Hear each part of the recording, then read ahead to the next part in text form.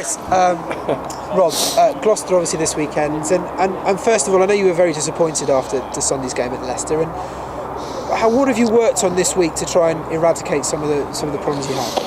Oh, well, we just talked about getting back to the levels we were training at and performing at probably pre-Leicester. I mean, there's obvious reasons why it happened. I mean, I'm not so naive as to think that you can just roll through from a couple of big emotional weeks, and that's what we had.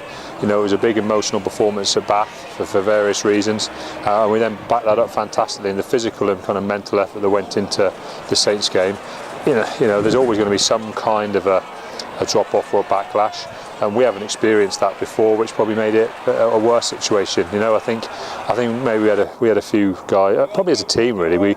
I would describe as a little bit of like kind of zombified. You know, we went out there, we were players with Exeter Chiefs names and Exeter Chiefs shirts on, but there wasn't too many Exeter Chiefs actually in there. You know what I mean? And we were okay. I mean, you know, the bits of the game went okay for us, and we scored a couple of tries. But really, to be in that right at the top end of your game that you need to be really competitive at Leicester, we weren't, and we're more than happy to admit that. But it was a nice kind of in some ways a nice bit of a cold shower for us, kind of just a bit of a wake up that, you know, yeah, come on guys, let's get our feet back on the ground. The LV Cup final, you know, was fantastic, and it was, and we should enjoy it and we should remember it.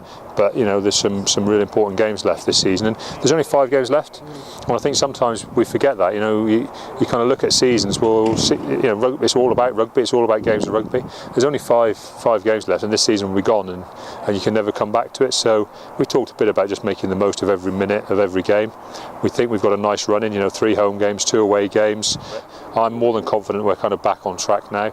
I mean, we're very, very aware that Gloucester are a very good side. They've scored a lot of points in the last couple of weeks. You know, they like the sun on the back. They like a firm ground as well. You know, we've had some absolutely cracking fixtures against them. I mean, no one will forget the fixture we had here against them at the end of last season. So we've almost got to try and avoid that happening again. And I don't mean the win. You know, we obviously want the win, but I think I'd like to avoid it becoming such a loose game, because we got ourselves in control of the game and then pretty much threw it away and then got ourselves back in the lead again. So I'd prefer it not to be quite like that. But you know, like I say, we're aware that they're a dangerous side, and we are going to have to be firing at our best to make sure we get a result. Yeah, a few less grey hairs perhaps.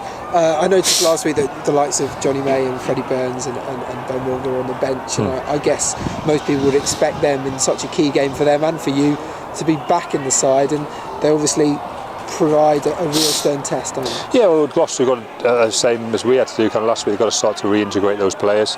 I imagine Johnny May will start now after coming on, probably similarly with Ben Morgan. Obviously they've got Billy Trowdhury's back as well, who hasn't played yet. So you know, they've got some real quality. We're very aware of that. But they all played up there earlier in the season, and we put in a really big performance and came away with the result. And that's what we've got to do again today. You know, this weekend we're at home. It's in front of our crowd. It's a sellout. You know, there's going to be a fantastic atmosphere here. We've got to put on the level of performance we did a couple of weeks ago and back that up again. As far as Heineken Cup qualification is concerned, is this game almost kind of make or break with the closeness between yourselves and Gloucester and the games running out?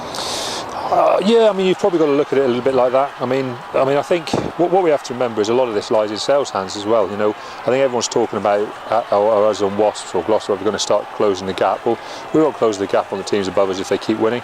So, you know, all we can really do is focus on ourselves. I mean, you start to look, you know, 5 games, you know, to get more than 20 points is going to be a real challenge.